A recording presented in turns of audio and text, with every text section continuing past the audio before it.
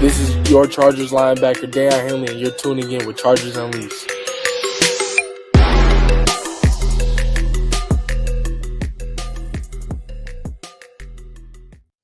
Welcome to another edition of Chargers Unleashed. Jake Hefner and Dan Wolkenstein here with you from the LAFB Network. This is your first time tuning in the show. Make sure to hit that like and subscribe button on YouTube. You can also follow us on Facebook, Twitter, Instagram, Spotify, and Apple Podcasts. Dan Wolkenstein, happy Saturday and good morning to everyone for getting up early Saturday morning, Easter weekend.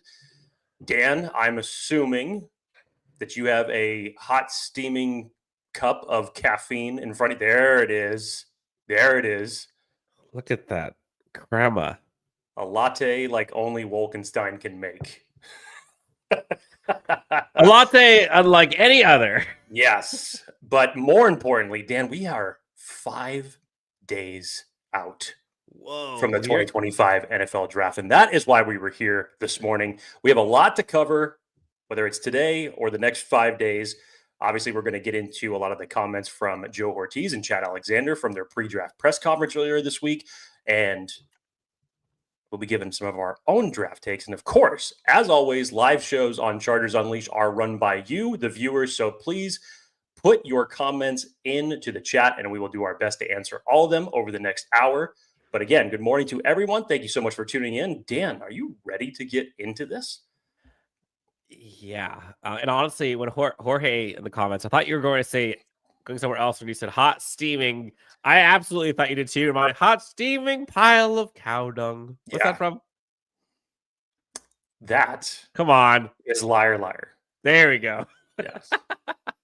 There we go. Appreciate you testing my movie knowledge at 8 o'clock in the morning on a Saturday. Well, you saw my caffeine.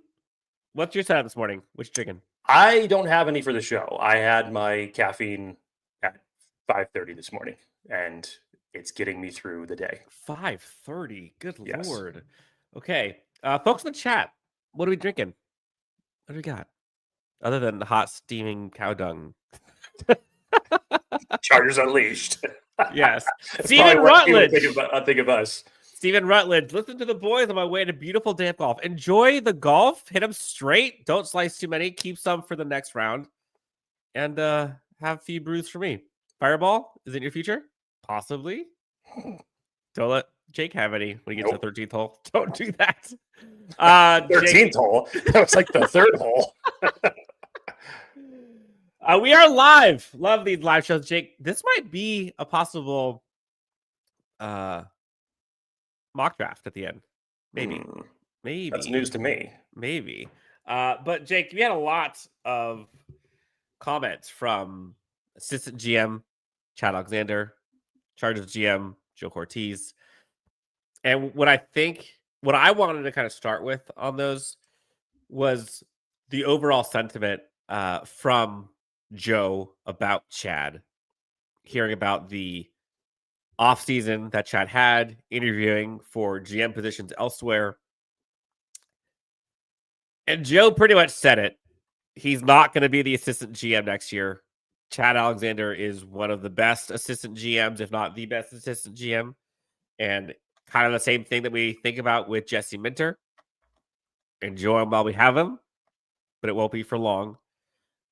Jake, what were kind of your key takeaways from the presser?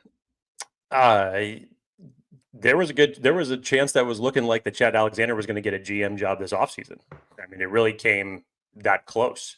So he was coveted. He's highly respected as far as front offices goes for a lot of different organizations and how he's built up his career thus far. So Joe's absolutely right. But I'm excited for the fact that he came back. I'm excited to see what Joe Hortiz / Chad Alexander / Jim Harbaugh 2.0 is going to bring us here in 5 days. So enjoy it. I'm happy that we've got him for 2025. Let's see what they could do. So big storylines from the presser. And I think, like, you know, this is Lion season. You're not really going to get much from any GM at this point in terms of the NFL draft, except if you're the Raiders, they're talking about Ashton Genty. But there's a couple things, right? Like, I think it was kind of interesting hearing Joe Hortiz kind of clap back at Daniel Popper about the offensive line. saying that they were pretty good. 11 wins, sure, but it sounds to me like these are portraying as if they're good with their offensive line. Now, is that a smokescreen? I don't know. Is it improved from last year? Sure. Is it done? No. So I guess maybe my first question to you about the presser was, fast forwarding to the draft, are the starting 5 currently on this roster for the offensive line? I'll respectfully say they shouldn't be. Fair. I'll respectfully say that they shouldn't be. If we're buying into anything that we've seen from Joe Hortiz, and you're talking about a Jim Harbaugh-led team, I don't see that there's any way that they finish days 1, 2, or 3 without addressing that offensive line again. And you can't. See, There's no way that you can't do that, considering that you're possibly thinking about Zion Johnson at a different position and trying him out at center if he can't work out at left guard. You brought Bradley Bozeman back, who we have come to figure out probably is best as a depth rotational player at best. And you brought Andre James in on a 1-year deal. Now, Mekhi Becton coming in, that's a whole nother story. That'll give you some stability on the right side of that line. There's no way that you can safely say, from the standpoint of what your offensive line gave up specifically in that playoff game against Houston, sure, that the work is done. Now, Joe Hortiz may have arrogantly kind of come out and said, hey, this is where we finished last year. I thought we did a pretty good job. As a team, yes, as a whole. Sure. That's not all on the offensive line, though. It's not because of the offensive line, no. For sure. But this is where I think sometimes doing mock drafts are important. So you say if they don't go days 1 or 2 without an offensive line, that they're doing themselves a disservice. Is that right? I wouldn't necessarily say it's a disservice, because there's positions that Joe Hortiz had talked about that obviously he felt were very deep in this class. A lot of positions that we have talked about on this show, whether it's tight end, defensive line, you can throw edge in there as well, running back, obviously, that could be valued at a higher pick due to assistant. Yes. So I don't think that day 1, day 2, given what you've built it up for depth purposes, is a disservice. Again, we've said this many times, that the way that the Chargers approached free agency and executed it, they've essentially put themselves in a position where they can go BPA any single round. But I think if you go the entirety of the draft without addressing the offensive line some form or fashion, then you have done a disservice. So maybe I misunderstood you. I thought you were saying if they don't go day 1 or day 2, which I just don't think that they do go offensive line day 1 or day 2. And that's not because they don't prioritize the offensive line. I don't think that they need to if you're looking to beef up your interior offensive line. Like, I think you can get starters, or at least those competing for starting positions, early day 3. And I kind of think that's what happens. I think that this team, there's a Tate Ratledge out there that might be a late day 3 component, maybe as a guard. But the thing that I have to keep, it's funny, I say that, but I keep reminding myself, okay, who is this Chargers team? And they have told us who they are so often. Now, the difference is, this offseason, they have talked far less about offensive linemen are weapons, tip of the spear, build. Like, it's been a lot less of that than we had a year ago. And so this Chargers team is all about, like, they're going to tell you who they are, believe them. I'm not. The interesting part is, like, this offseason, what have they told us that we are either believing or discrediting in terms of, like, what to project the NFL draft, other than best player available? I think that that's the message, Dan. And whether it's based on the work that they did last year, or if we've paid attention to their free agency moves that they've done, because Hortiz addressed this as far as the BPA goes, that they've set themselves up nicely, essentially, in every round. I think that's the tell. And I think that's the position that Joe Hortiz wanted to be in this time around. So if there is any tell, I think that that's it. And it has to give you a lot of intrigue going into this draft, where last year he even addressed this, in terms of fielding trading calls. Having the 5th pick is a lot different than having number 22. Yeah. And it is a lot different, all things considered, from the standpoint of the roster construction. Because in a single year, if you take 2024 as it was as a whole for the Chargers, pretty damn good from both a free agency standpoint and a draft standpoint for what you're able to find and build this team up to a playoff team. Now, you fast forward that, and now you're in a position where it's not just between 2 positions that everybody's talking about for the first pick. It's not just between this conversation of a wide receiver or an offensive lineman. It literally could be 4 different positions at 22, depending on how the board falls to you. And it could stay that way throughout the duration of the draft. And you have some deep positions. Yes, and you have some very deep positions that you can execute well on this. So I think if there's any tell that Joe Hortiz is trying to give any semblance to anyone as far as what their strategy is going to be, it is the BPA, which is a great thing for the Chargers because historically they have drafted more for need and obviously had some reaches in that circumstance because they haven't been able to play this way. And now Joe Hortiz, to his credit, has set this team up very nicely. This episode of Chargers Unleashed is brought to you by Breville Barista Impress. No, Jorge asks, what kind of machine are you using? There's the plug. He is so excited to tell you about this. Yes, that's it. That's all. If you have any other questions, DM me. I absolutely love my espresso machine. He's not lying. No. Jay Richard, Jake. Chargers have 10 picks in the 2025 draft. What are the chances of those extra picks are used to trade up? What round can you see those picks being used to move up? I will start. Go ahead. I think the chances are very high. I don't think this Chargers team is going to find 10 starters or depth players that are going to remain on the 53-man roster in this draft. I don't think that's a hot take. 10's a lot. So I can see them doing something similar to last year, to be honest. I don't think that this draft, and we talked about this for a long time, trade up doesn't seem likely in round 1 because there's only so many round 1 grades, in my opinion, and it's far less than 22. Round 2, round 3, that's probably the sweet spot, in my opinion, to get into or to stay into or get more picks in. So could I see them getting rid of some of those 6th-round picks or pick swaps to go from late 4 to late 3? Sure. From late 3 to early 3 to late 2 to early 2. Yes. I think if I was a betting man, I think they will have an extra top 100 pick by the time day 2 ends.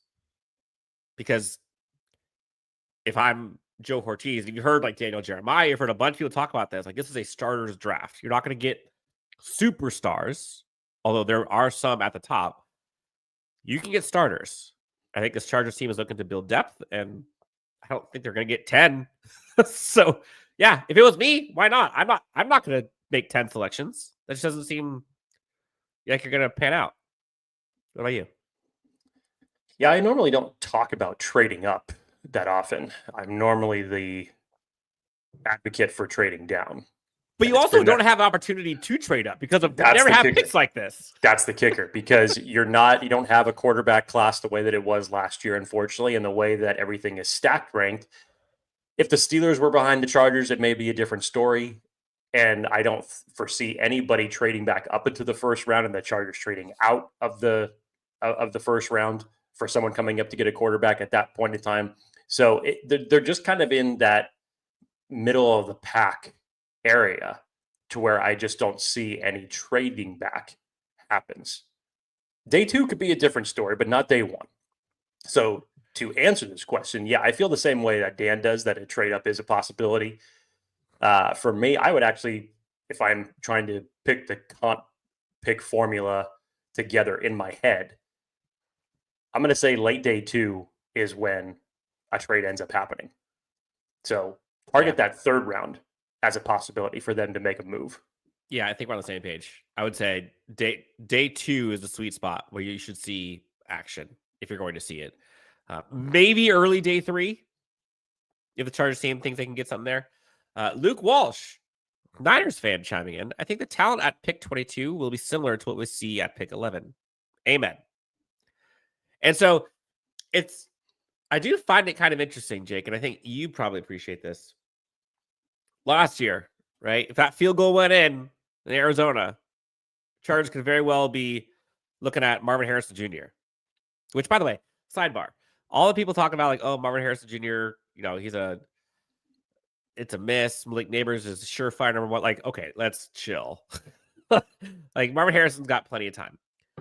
But the point is, last year we were at 5. And now you're like, oh, 22. Like, oh, we have a much worse pick, right? Like, every draft is different. This draft, to Luke's point, the difference between 11 and 22 isn't much. Not for the positions that the Chargers are coveting in this draft, not for the positions that they need to build on in this draft, whether it's tight end, interior defensive line, edge, running back. You could throw corner in that conversation. Yeah, they're sitting pretty right now. The only thing I will say is if they were picking at 11, they're getting one of the tight ends. Yes. If they're picking at 11, they're definitely able to get one of the top 2 running backs. Sure. But other than that, I don't think much changes the BPA formula for them. I don't.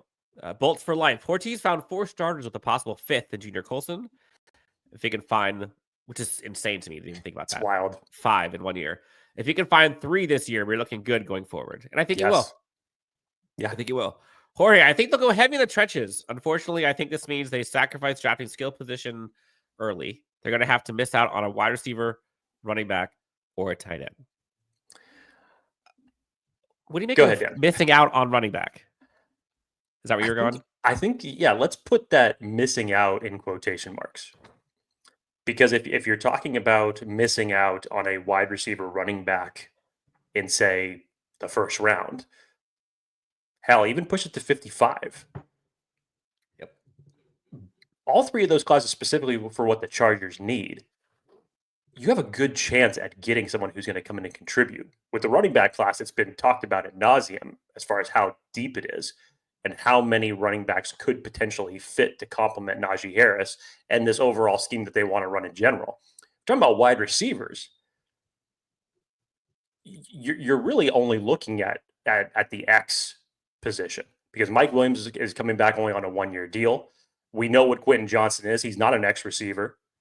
He's going to be working in the middle of space or middle of the field in order to get himself into open space. That's where he thrives best. Ladd McConkey obviously owns the slot. So you're going to need someone to supplant Mike Williams beyond this year. And if we're talking third round, you can find yourself a decent X receiver there. And then as far as the tight end goes, you really go through it and you evaluate it. This tight end class is a lot deeper than what you think after Colston Loveland and Tyler Warren. It really is. And I understand, and I'm no different as it relates to, I would love to see a guy like Colston Loveland on this team and bring Justin Herbert that tight end presence that he has not had since Hunter Henry. But at the same time, I wouldn't necessarily call it missing out because if you look beyond the first 2 rounds, as far as those position goes, how they're stacked and what the Chargers need specifically, I think you can still find plenty of players to supplant that from rounds 3 and down. Daryl. Morning, guys. Off to work today and catching you guys live. Welcome, Daryl. Shout out to the live folks. A favor, please talk about Jack Sawyer. Any chance at him in the second round? For Jack Sawyer, it depends on how you're looking at him as a pass rushing presence, I guess, is the way to look at it. Measurables, obviously, questions as far as him as a competitor in terms of him against the run. That's well documented for what he's able to do. if you're looking for him to be that next pass rusher, I just don't know about that. And when you're in a situation where you're looking for the heir apparent who's going to be positioned across from Thule when Khalil Mack is not there, I'm not 100% certain that Jack Sawyer would be that guy. Now, if we want to highlight the edge class in general, guy, when we had Dane Brugler on the show earlier this week, he had 17 edge players in his top 100 alone. I mean, it's filthy when you go down and you actually see how much talent is in this edge class. And specifically, if we're just talking about guys who are going to come in and be speed rushers, there's a plethora of them. Now, I'm not discounting Jack Sawyer. I really like Jack Sawyer. I think he's actually pretty tailored for what this defense needs. But if you're looking for someone who's going to come in with a good pass rushing presence to be that guy across from Thule in the future, I'm not so sure about it. And maybe time will tell. And I could totally be sitting here a year from now eating crow if indeed Jack Sawyer ends up being selected by the Chargers. As far as competitors welcome, he fits that bill. That's damn sure. As far as being a leader, he fits that bill. No question about it. But is that the type of skill set that you're looking for the Chargers in that circumstance? I'm not entirely sure. Yeah, I'm not sure either. Question came in here for a trade. William asks, what if there are 5 teams with 2 second-round picks? Would you trade the first round for 2 second rounds? This is your trade down. So for 22, getting rid of that, getting out of 32, so 33 plus, but you get 2 of them.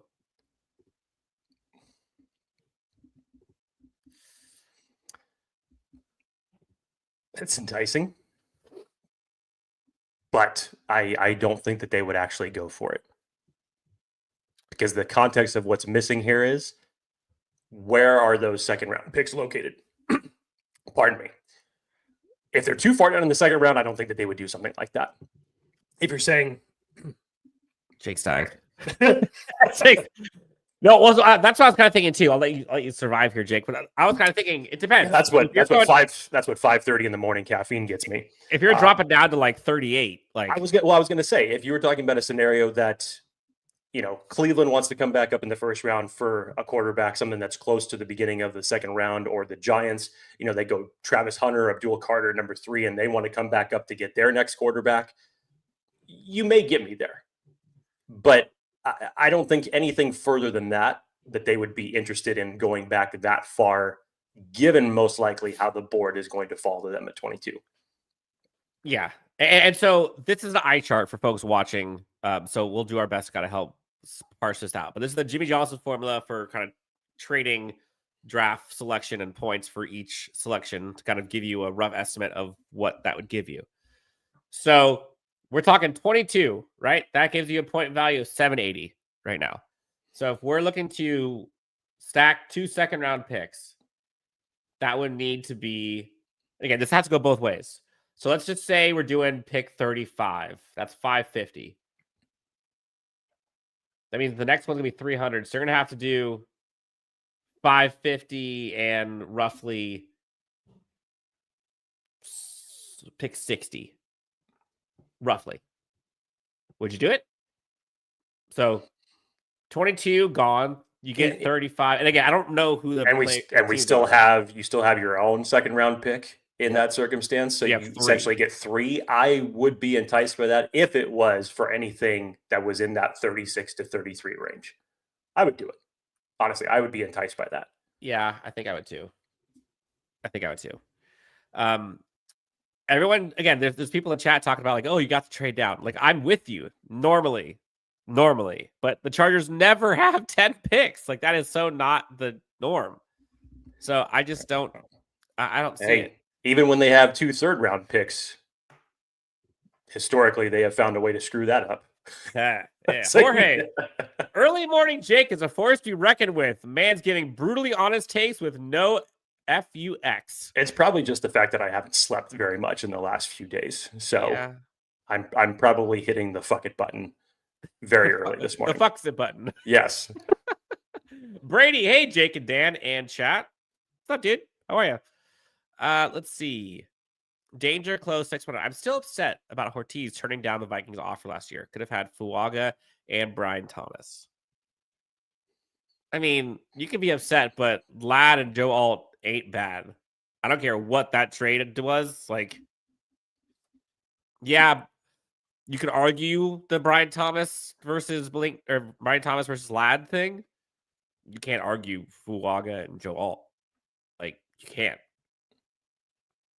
But again, they got 4, possibly 5 starters out of that draft. So, I don't know. But I get it.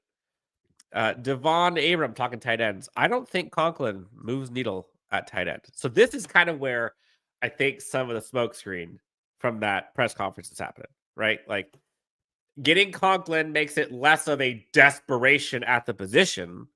Sure. Yes.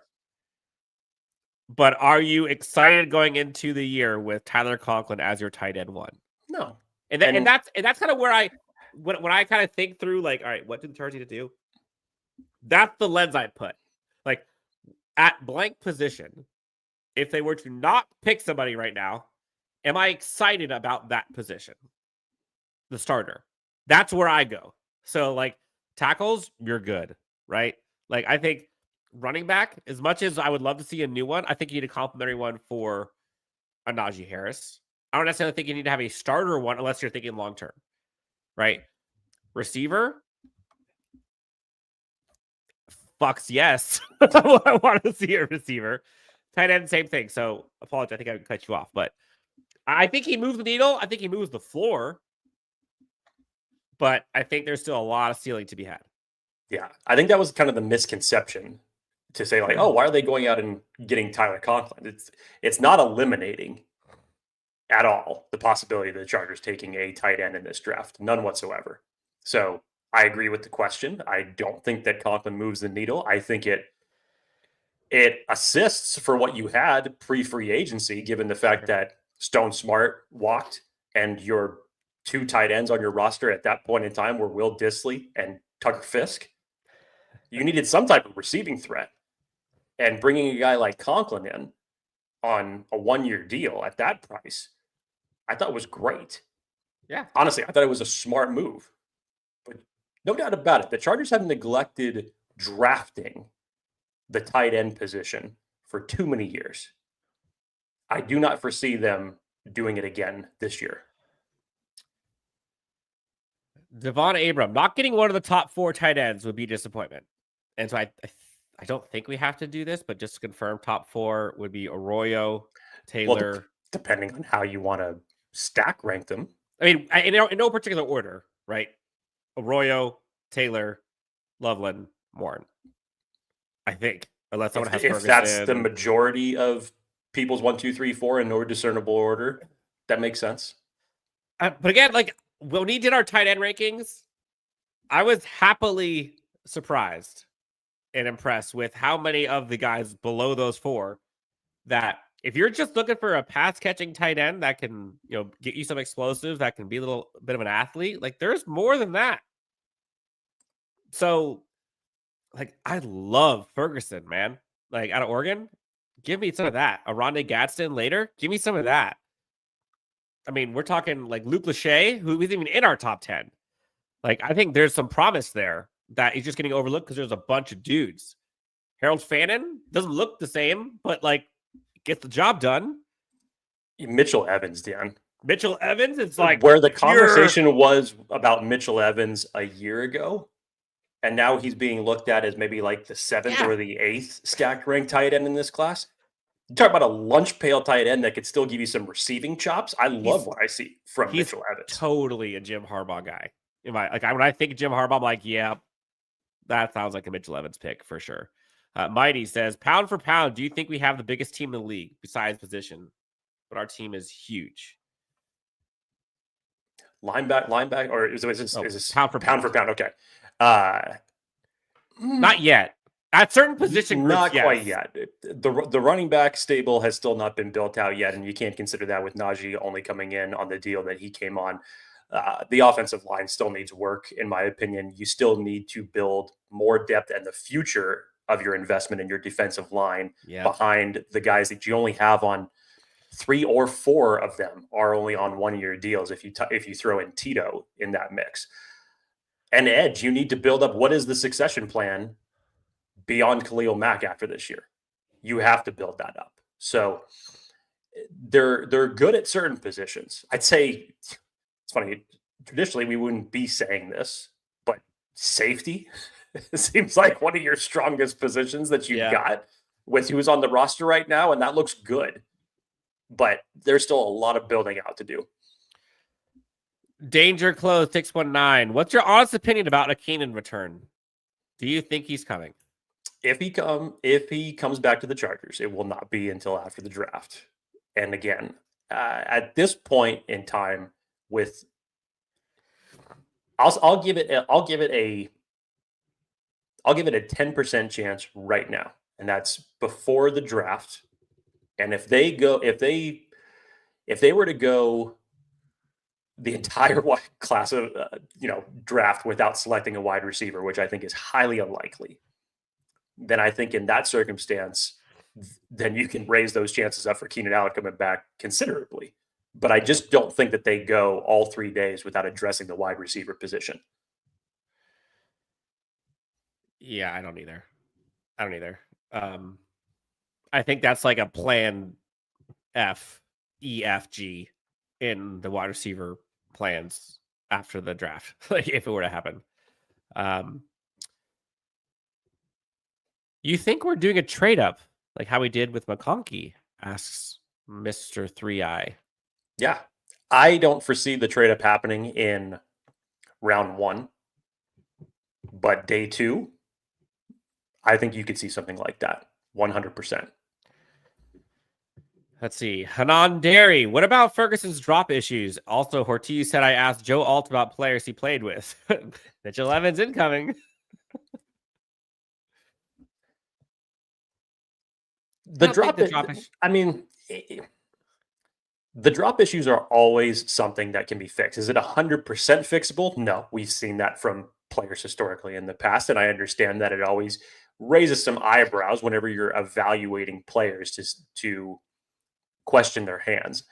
I think it just in terms of scheme fit, athleticism, how you can use a player like Ferguson, that fits a lot in a Greg Roman offense, and definitely a Jim Harbaugh-like player for sure. I'm looking at the comp formula, or excuse me, the NFL draft chart, and Seattle is a team that I could look at drafting or trading, excuse me. They've got 2 seconds and 2/3 currently. Seattle's got a lot of work to do after their offseason, don't they? I mean, yes, but they have 2 seconds, 2/3, and 2/5, and 2/7. So, like, that's a team that you can look at possibly trading back in the 2nd or 3rd round because they have 2 of them in each. Interesting. Let's see. Danger Close says QJ still can't catch. Go back to that last one, Dan. We need to ask that question. Oh. Dark Samus, $1.99 donation. Thank you. Would Harbaugh really pass on Loveland or Grant? No way. But no way. Okay, but this is the problem. If they're both there, who are you going? This is the question. Like, that's the bigger question. That's the tough question. God, that's the hard one. I'm now going through all of the individual quotes that Jim Harbaugh has said about either Colson Loveland or Kenneth Grant, and it's extremely tough. Jim Harbaugh has called Kenneth Grant at one point in time a gift from the gods for how freakish he is. And you're kind of in a weird position where you need to build up that future at both positions. If it was me today, and if we're taking the comments that Joe Hortiz and Jim Harbaugh said after their playoff exit, I think that they would go Colston Loveland in this circumstance. I think they would too. I think. That's That's so hard. It's tough. I mean, it'd be a great position for the Chargers to be in if it fell that way, but that's where I would go if it was me. Okay. Jake, I'm going to put you on the spot. You're not going to like this. I'm going to put you on the spot. Great. But first, hold on. Action Dan, $20 donation. Action Dan. Bro, thank you. If last year taught us anything, is that Hortiz is not afraid to go to the trenches in round 1. I fully expect an interior defensive line at 22, and again in day 3. Doubling up. Scatterbolt in day 2. Okay. $100 super chat if the Bolts don't take interior defensive line in round 1. Everyone. But honestly, Jake, like if I was betting man, you and I talked about this offline, I think a week ago. Like I would bet the same thing. Like I genuinely believe, even if those guys are on the board, like it's gonna be a tough decision. But given who I think will be on the board, I think this is gonna be interior defensive line.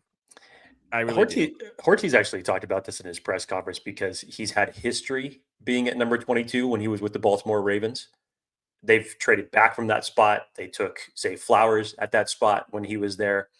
And his makeshift quote here, but this is essentially what he was saying, is that he has a pretty good understanding of who's going to be on the board at that point in time. So if he's expecting 2 tight ends to go off the board before 22, if he's expecting 2 running backs to go off the board at 22, if he's expecting Tedero McMillan to be gone before 22, before pick 22, then yeah, it seems likely if you were to talk about a guy like a Kenneth Grant to be gone by that, or to still be there at that point in time, I would love it. A Derek Harmon situation, I personally think he's going to go higher than 22, but if he's there, Really? That'll give you some juice that the Chargers currently don't have on their roster when it comes to a pass rush perspective. But yeah, interior defensive line, Dan, we've been talking about this for way too long, is that it's either tight end or interior defensive line that feels like that would be the selection. Yeah, I think I'm with you. All right, Jake, back to what I was just saying earlier. I'll put you on the spot. Okay. Ready for the hypercritical. Yep. Nope. We're gonna do a quick 4-round mock. We're not gonna take 4 rounds. Okay. We're not gonna take viewer listener feedback right now. We're gonna have a full show dedicated to just that later. But I want to kind of get not only your thoughts, but also kind of just set the stage for, I think, why this discussion is important. About, okay, well, they got to go blank in round 1, 2, 3, or else they're screwed, right? In this scenario, okay, Steelers took Shedeur Sanders ahead of us. Matthew Golden, Buka, Kenneth Grant's off the board, Tyler Warren's gone, Will Johnson's gone, McMillan's gone, Genty's gone. Like all the guys that you hear about, right? Like they're gone. The names that are not gone. Omarion Hampton, Colson Loveland, Gray Zabel still there. Trey Amos is still there. That's probably the Walter Nolan still there. Yeah, if the kid from Oregon still there. Like, so in this scenario, you've got interior defensive line, tight end, running back. Run up that or your swing Gray Zabel. Run up that Colson Loveland card and don't look back. All right. Colson Loveland. Now, round 2. Let's see. Guys like Jack Sawyer, unfortunately, gone. Donovan Jackson's gone. Maxwell Harrison's gone. Good tight end. So is Trey Amos. TJ Sanders is gone. Caleb Johnson's gone. Derek Harmon left. Io Manor left. Jack Besh left. Darius Alexander, who I actually really like at 55. But who is left, right? We went tight end, defensive line, Omar Norman Lott, pure pass rusher. You can go corner, Benjamin Morrison, Cam Scatterboat sitting right there. Dylan Sampson's there. We don't need tight end anymore, so don't worry about Elijah Arroyo. Travion Henderson is there, who I don't think he's going to be there, honestly. But I don't either. You got Jalen Royals. A lot of people are high on. Tate Ratledge, if you want to go in the trenches, is there. Where would you go? So this is essentially you're making a 4-round mock for me. Is what you're making. Yep. Great way to skirt it, Dan, and get yourself out of trouble. I told you I'm putting you on the spot. I literally said I put you on the spot. The Almore Norman Lott pick is extremely enticing. When Dan and I went through our interior defensive line rankings, you talk about a guy who made chicken salad out of chicken shit because of how little he was on the field, not because of injury, just because of snaps, because of how stacked that team was defensively. And for the amount of snaps that he was on the field and what he was able to produce is crazy. And yeah, if you're looking for a guy who's going to give you pass rushing juice, kind of in the same type of form as a Derek Harmon, that's Almore Norman Lott, and that's an element that the Chargers defensive line as it stands right now don't have. So that stands out to me considerably. Go back to the overall board, Dan. Morrison being there is not terrible, and we know that at some point in time, Hortiz is going to draft a cornerback. Jalen Royals, who I'm extremely high on. Darian Porter is also a nice get in that circumstance. But again, let's make sure we're putting our Jake hat on from the lens of Hortiz and Harbaugh. Yeah. Again, I'm with Dan here. I don't feel like the board is going to fall this way. But if for some reason, if you were to tell me that you got Colston Loveland at 22 and for some reason Travion Henderson is still there at 55, yeah, I would do that. Immediately your offense feels a hell of a lot better in terms of the compliments that are around Justin Herbert. All right, so this is where it gets interesting. So send the card in, which, by the way, like I'm fully on board with this. Sounds fantastic. Round 3, guys who are left. So you can get what position groups you're looking at. So receiver, again, like putting the hat on for the Chargers. Interior defensive line, edge, wide receiver make a ton of sense here. Interior defensive line, you said. Okay. Tamari Caldwell being there. JJ Tyrod McGee, being there. Your boy, an ESP was there. 2 of my guys there, Joshua Farmer and ESP was, but I think that you can later. You could probably get them a little bit later. Let's see. Offensive line, you said? No. Well, you can throw that up there as an option as well. Yeah. Hey, Ratledge. First of all, okay. Now we're talking absurdity. That's not saying. Now we're talking absolute absurdity. With these two, with Ratledge and Wilson being there, I don't foresee either one of those guys making it out of round 2, honestly. I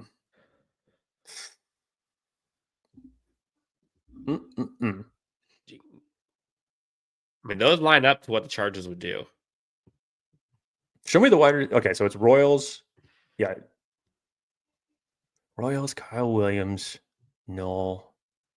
I think this is who you're targeting later. That's probably who I'm targeting. That's who I'm looking at. It would either be Royals or Horton, honestly, if we were talking about what the Chargers need specifically. You could throw Kyle Williams in there as far as an X option, but go to the edge.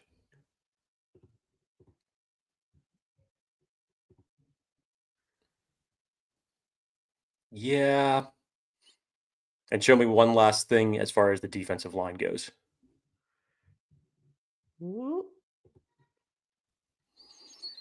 Okay.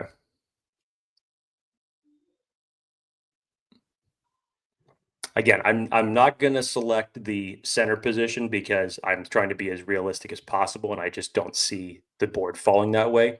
Folks in the chat are saying you got to go edge. Yeah, and that's where I'm going. It's Femi. Okay. Right there, Dan. Oh, here? Mm-hmm. Sorry. All right. Round 4. So you have gone Colston Loveland, Travion Henderson, and then edge. You went Femi. This is where it gets interesting. I like who I see there on the overall. So the guy you're targeting is not there. Mm-hmm. But this guy, there's no way he's going to be here in round 4. Absolutely not. So I wouldn't even let you pick him, to be honest. Okay, so in this circumstance, Kyle Williams is off the board to you? Correct. Okay. In round 4? Come on now. So then show me the defensive line again.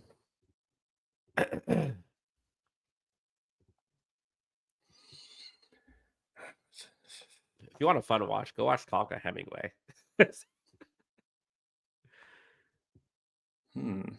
Yeah.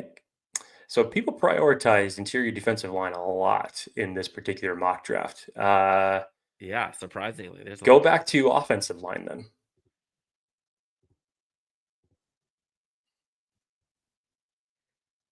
Seth McLaughlin, Ule Lampkin. I mean, this could be your new center.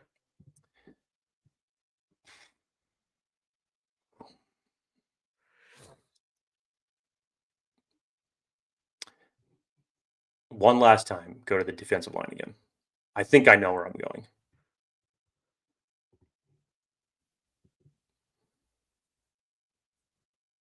God, it's between Ty Robinson and Seth McLaughlin, honestly. And if it was me, I'd probably go Ty Robinson here. All right.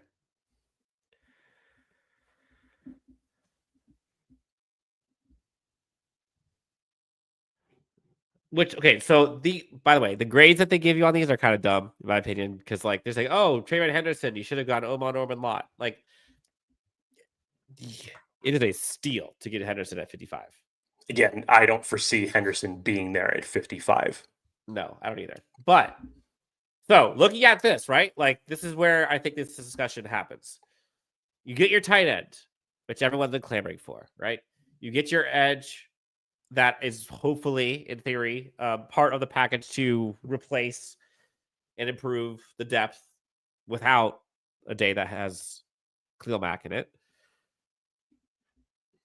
But at the same time, like this incredibly deep, historically deep interior defensive line class, you're left with Ty Robinson. And you still haven't gotten a receiver. Not that that's a bad thing, but like that's the drawback, right? So folks in the chat, everyone kind of thinking about this, like this is where this matters. Like, yeah, it's because like everybody has like, oh, they have all these picks and it matters to, got to prioritize XYZ positions. Sure, but there's only so many guys. It only has so many picks. So, like, in this scenario, yeah, Hanan Derry's like, yeah, Keenan's coming back. There it is. There it is. I literally talked myself right into not selecting a wide receiver in the first 4 rounds, so everybody can dissect me for that one, given how the board fell. Yeah, but, like, so this is kind of where the discussion is. Like, if you had to sacrifice, quote-unquote, like, a position that you would like to see get sooner rather than later, which would it be? Are you sacrificing the wide receiver position? Meaning, are you getting one on day 3? Are you sacrificing the interior defensive line? Meaning day 3. Are you sacrificing the running back in arguably the deepest running back class we've seen? That's kind of where I would go.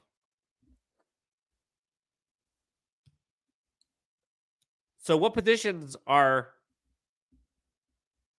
okay to sacrifice? Because we're not even factoring in corner here. There's no interior offensive line here. There's a lot of positions. And we talked to Dane Brugler, by the way. If you have not had a chance, go check out back-to-back episodes. Trevor Sikkema, Dane Brugler. Well done, Jake, by the way. You know what they say. When Jake hits the phones, good things happen. You see, like, the depth at certain positions. Don't be surprised if they go corner early. If they do, which one of those you get rid of that we just did? Cool. So I think this is where I think sometimes Chargers fans don't look at the zoomed out version. It's hard to draft well. And it's hard to fill in holes with the instant starters. Something's got to give. So what's it going to be? So again, quick one. But the goal of that one, light Jake's hair on fire. Second was to get people to start thinking about like, all right, well, fast forward to after day 2, like which one are we okay with sacrificing? Yeah, let's see what we cook up on Wednesday when we do our actual mock draft before the draft. Yes, for sure. All right, we got about 5 minutes left here, so we can take some rapid fire Q&A for the rest of this. Hanan Dairy. And that's why trading 22 for 2 seconds is such a great trade. Yeah, sure. I'm with you. You got to have somebody that's going to trade up with you, though. That's the kicker. And who? I don't know. Why would you trade, like, for example, from 29 to 22? Who's the guy that you trade up for? Maybe a Walter Nolan? Maybe? I don't know.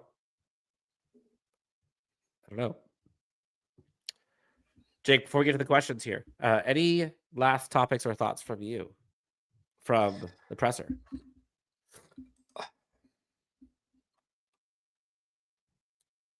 There was a couple comments that Hortiz had made about the 30 visits and more so from the standpoint of, I think he clarified that well, because if anybody's been paying attention to the Chargers 30 visits as of late, they brought in a lot of linebackers, and you could say right now that that's not one of their top needs that they have going into this draft, given how free agency's panned out. And, you're hoping for a bounce back from Junior Colson. And obviously what Deion Henley did last year was spectacular. But they brought in a lot of, yes, correct. They brought in a lot of linebackers. And how Joe Hortiz had said it was mainly just to get a better idea or to learn more about certain guys. Not necessarily that it's an indicator to say, oh, we brought in these 5 linebackers as part of our 30 visit. We're definitely interested in taking one of them. It's never just a 1-to-1 ratio on that. It's never that way. So some teams do it that way, where it's a clear indicator. If you go back and you look at Baltimore or Hortiz, or even what the Chargers did last year in a microcosm with Joe Hortiz as the GM, it's not always like that. So I like what he's technically utilizing his 30 visits for. It's more to get a better picture. I think they already have a good idea of what their board looks like, and it's been that way for a while. Yeah, and he said, excuse me, he said that if they had a draft tomorrow or today, that they could. So I think they're ready. The other part that I thought was interesting was him talking about the running back position and like pairing with a Najee Harris, which he kind of just gave like the most generic answer as far as saying. Yeah, he gave all the answers in his own words. Any running back that is in this draft could pair well with Najee Harris, and that's the truth. It really is. Well, but I think to his point, I think the more pointed argument there is like everyone's saying, oh, you need to have a running back that complements Najee Harris, meaning like, he's a thunder, you need the lightning, you need a speed back, whatever. And to his point, he said like, yeah, you might not need it.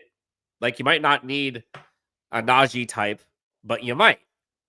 Like, let's say fluke things happen and Najee goes down. Like, then you need a Najee type.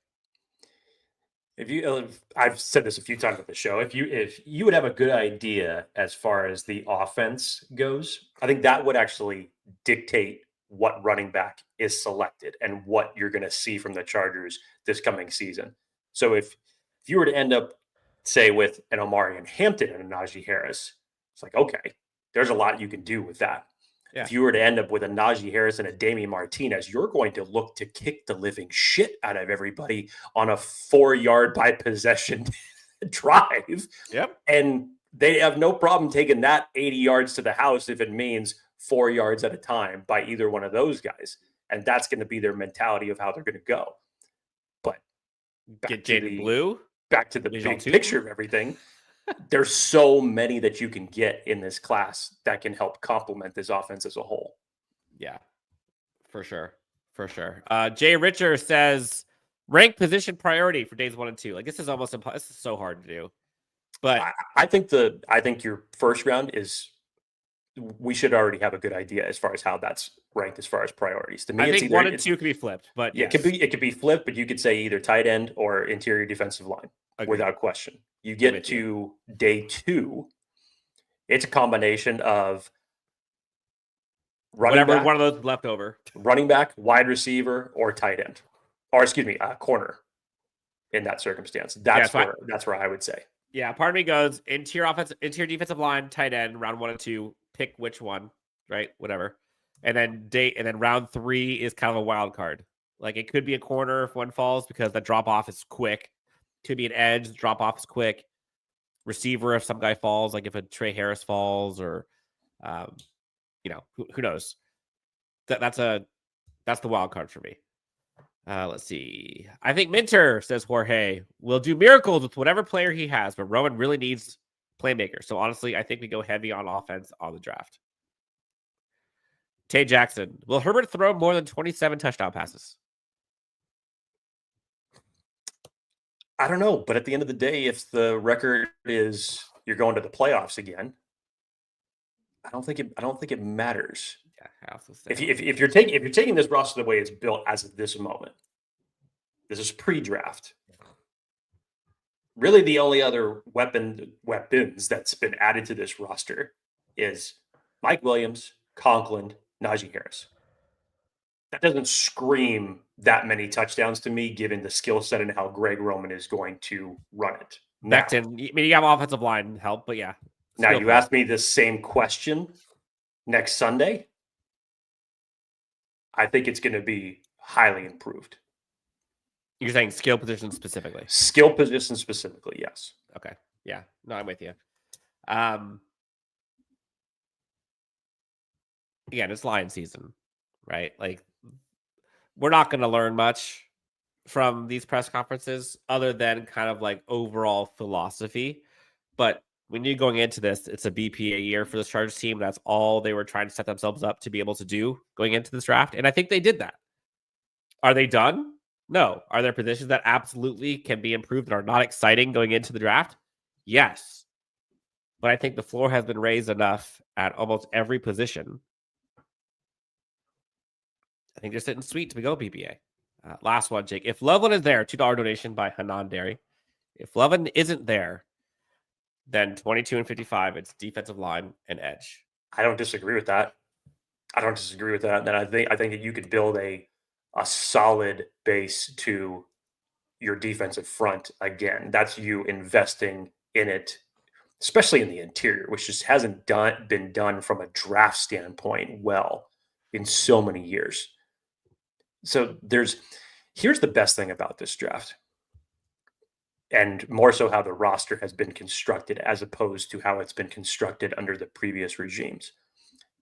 Dan and I have talked about this way too many times, and unfortunately, it's been more in a negative perception because the team for so many years was built top heavy. There was no depth behind it. So that if one guy goes down, the drop-off is huge to where it's not going to be able to pick that position up in order for it to contribute. Yep. In the last season and a half, for what Joe Hortiz has done to completely rebuild not just the roster, but in terms of the philosophy in how they build moving forward, your depth looks so much better. And no, it may not be as top-heavy or star-studded as it used to be at certain positions, but now you're in this spot to where questions like this, if the tight end's not there, this is what you could do. If the defensive lineman's not there, this is what you could do. So many years, Dan and I have been on this show and talking about pigeonholing ourselves into certain positions to say, if they don't come away with a XYZ position by first round, second round, third round, whatever it is, they're going to be in trouble. You're not in this position anymore. The Chargers are in a BPA position every single round of the draft to where it offers them so much more flexibility and what they could do. And the one thing we haven't seen is what their big board looks like. So yes, how you would prioritize anything, us, is extremely different than what their big board looks like. But it's still built around the same concept. That whatever idea you essentially have on terms of how you want to build this roster, I do not disagree with, because it could completely happen. I'm with you. As we close out, for folks who have not seen it, we have a giveaway on X right now. I have it up on the screen, but go to the pinned tweet on Chargers Unleashed profile, LAC_Unleashed. All you got to do to qualify for a 2025 NFL draft selection of your choice for this Chargers team, all you got to do, follow, retweet, and subscribe on YouTube. Put a screenshot of your subscription, and you're entered to win a jersey of your choice of someone that the Chargers draft in 2025. Jake, it's been fun. I think there's a lot of avenues that this team can go. But I think the most important part is what would Jim do? What would Joe do? And in Jim and Joe, we trust. 1 year in so far, they did pretty damn good. Excited to see year 2 happen in just 5 days, which is what? That's so crazy. I'm excited. Go get some caffeine. I need some more. You've been up for already 5 hours at some point. No, we're not going to have a live show draft edition, but we have a different type of idea of how we're going to do this. So it may not necessarily be a live draft show. It's gonna be something, but there is gonna be something. I am trying to get creative for it, so it may not be Dan and I sitting here watching the board of how it's going to go. There's a certain thing happening, just so happens to coincide with the draft this year, and that's kind of the biggest reason why we're not having a live draft show. Are we still watching the draft? Absolutely.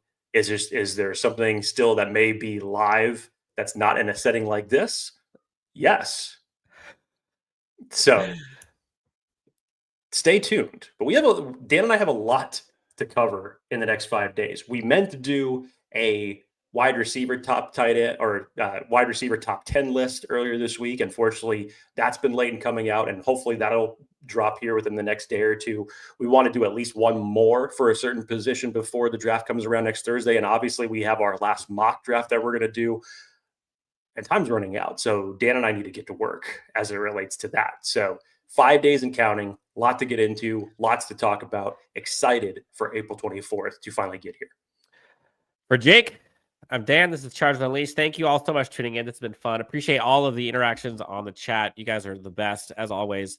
If you've not done so already, please hit that like, subscribe on YouTube. Helps out a ton. But until next time, we will talk to you on the next Chargers Unleashed. See you later, everybody.